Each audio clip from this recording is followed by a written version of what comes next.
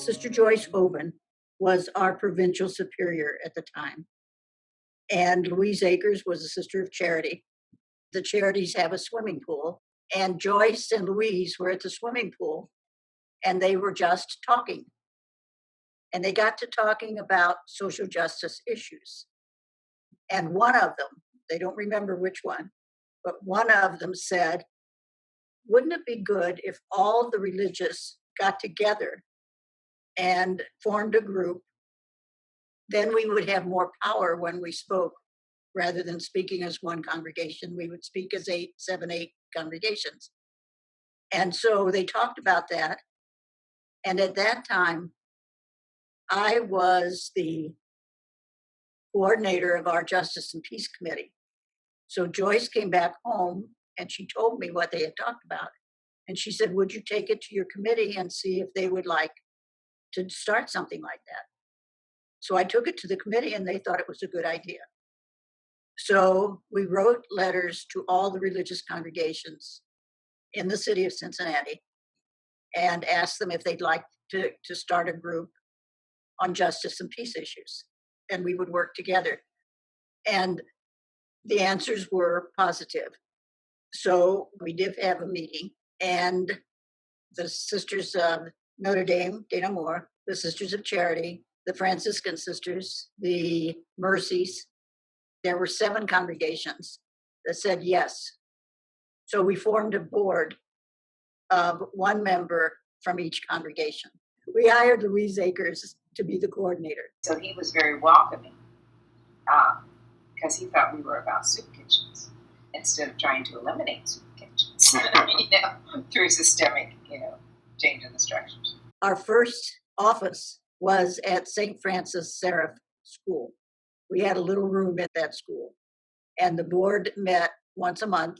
We decided the issues we would work on, and we started then beginning to work together. Some of the issues we talked about in the organization was, we want to be a WC3 organization, or should we just join the diocese? And we decided not to join the diocese because if we're a diocesan organization, the Archbishop can shut us up if he doesn't like what we're saying. Where if we were our own organization, then we can say what we want to say, and he may not agree with it, but he can't do anything about it. And so we became our own nonprofit organization. Each congregation pitched in what they could do, and that was the first money that we had. And we have sustained that all these years, plus whatever else the congregations have gotten in, or the IJPC has taken in.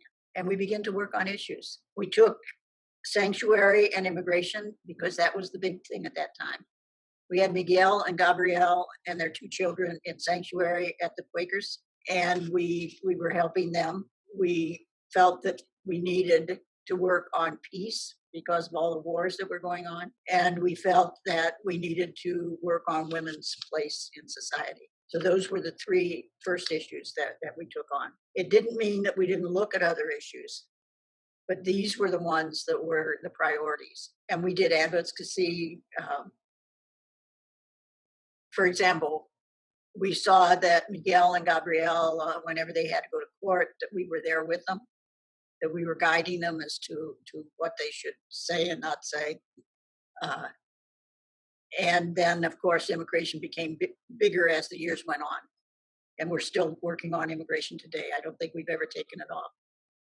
I was on the board myself until I was elected to leadership here at Mount Notre Dame. I particularly have always been influenced by Gandhi and have always tried to see how we can do things as nonviolently as we can. And I think IJPC has tried to do that. We've had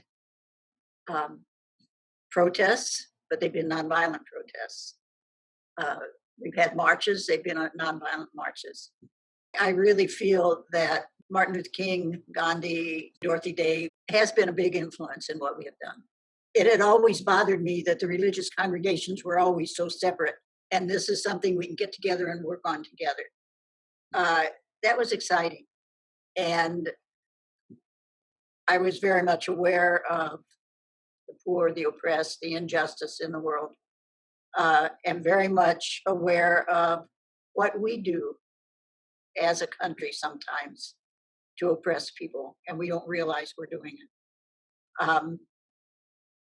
So I was excited to have something like that. And the early years when we were getting started and we had these rallies and we had the protests and we had the marches, those were exciting days. There was a real energy in those days.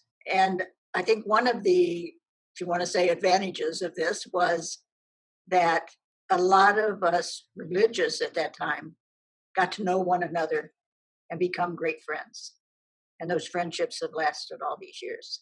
The other religious denominations began to realize what we were doing, and they began to ask if they could be a part.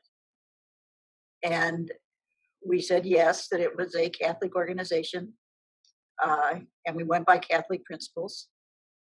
But if they wanted to join us, they could do it. And so we began to get a little bit bigger. And the fact that it has lasted 35 years, I think, is a miracle. It's done a lot of good in the city. And now we have a new driver, Allison, which perhaps will be there for all these years, as many years as she can. But I think it'll keep going because it's something that's very important.